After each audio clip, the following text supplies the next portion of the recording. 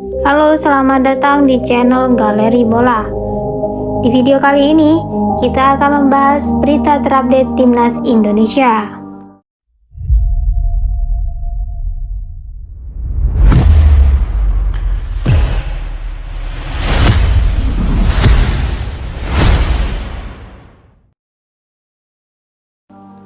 Salam semangat pendukung kemajuan sepak bola nasional. Berikut ini kami sajikan rangkuman berita terupdate Timnas Indonesia. Pertama, Indonesia dianggap mengalami kerugian jelang lawan Irak. Jelang melawat ke kandang Irak pada 16 November 2023 pada putaran kedua kualifikasi Piala Dunia 2023, Timnas Indonesia dinilai mengalami kerugian oleh The Tau 247, salah satu media Vietnam. Media tersebut membuat ulasan bahwa Timnas Indonesia tidak dalam kondisi yang bagus.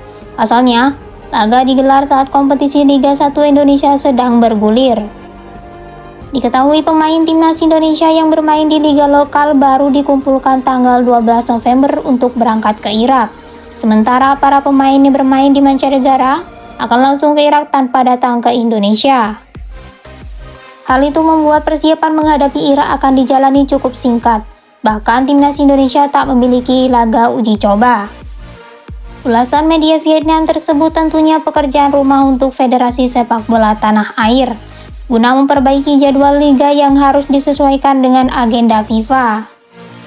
Bagaimanapun juga tentu bergulirnya kompetisi di tengah jadwal FIFA akan mempengaruhi mental dan fokus para pemain. 2. Bung Toel kritik PSSI yang berencana naturalisasi Joe Aon.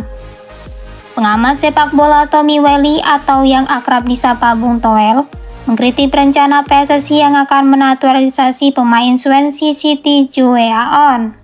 Menurutnya, Joe Aon tidak dibutuhkan Timnas Indonesia karena merupakan pemain yang berposisi sebagai center back. Menurut pandangannya, stok pemain belakang Timnas Indonesia saat ini cukup gemuk dan memiliki kualitas yang cukup baik.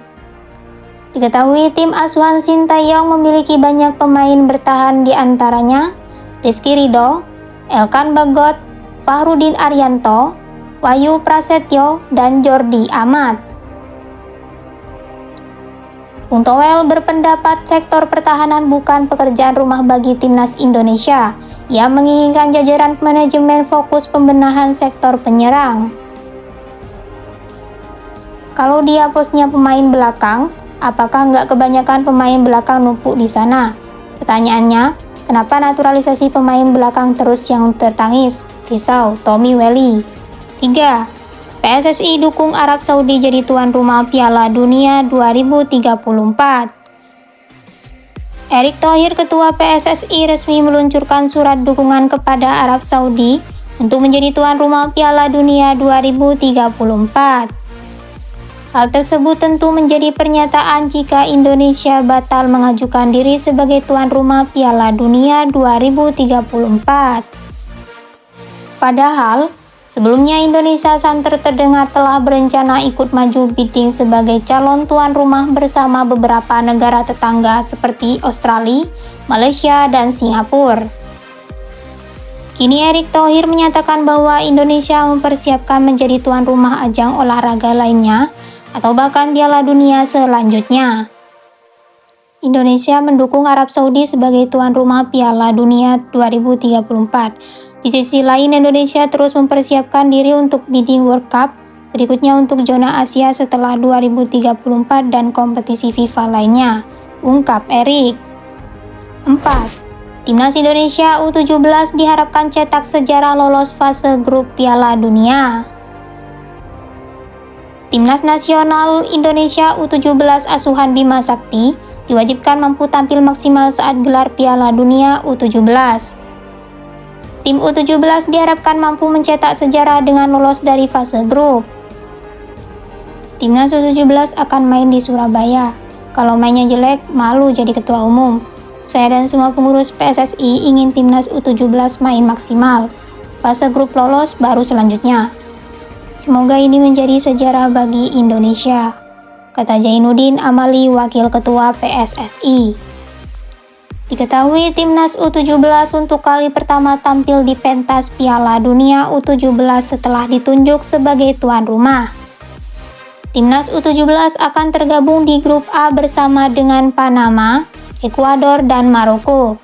Seluruh pertandingan fase grup timnas U17 akan dimainkan di Stadion Gelora Bung Tomo, Surabaya pada 10, 13, dan 16 November 2023. Saat ini, timnas U17 masih melangsungkan pemusatan latihan TC di Jerman.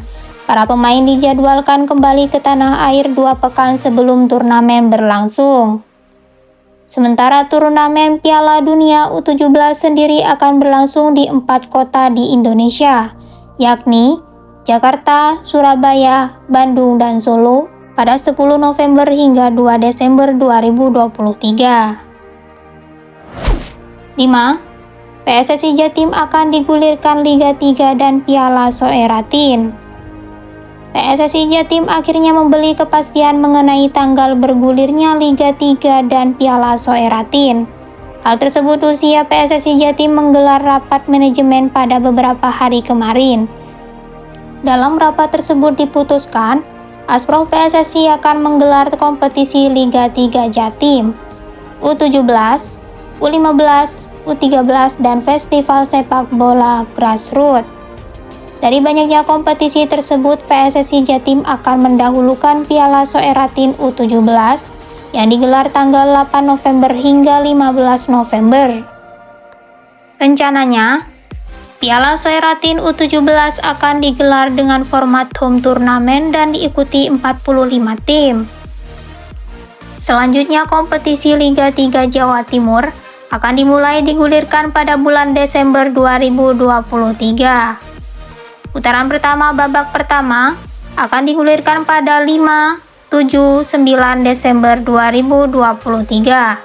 Kemudian, untuk putaran kedua diputar pada 13, 15, 17 Desember 2023. Sedangkan babak kedua akan diputar setelah pemilu dan Pilpres 2024. Dalam kompetisi liga ini, sudah terdapat 55 tim ikut berkompetisi. Sementara untuk tuan rumah sudah 8 klub yang mengajukan diri, yakni Persipro, Probolinggo, Banyuwangi FC, Persewangi, Persusu Menep, Mojokerto Putra, Persekap Pasuruan, Bojonegoro FC, dan PSIL Lumajang.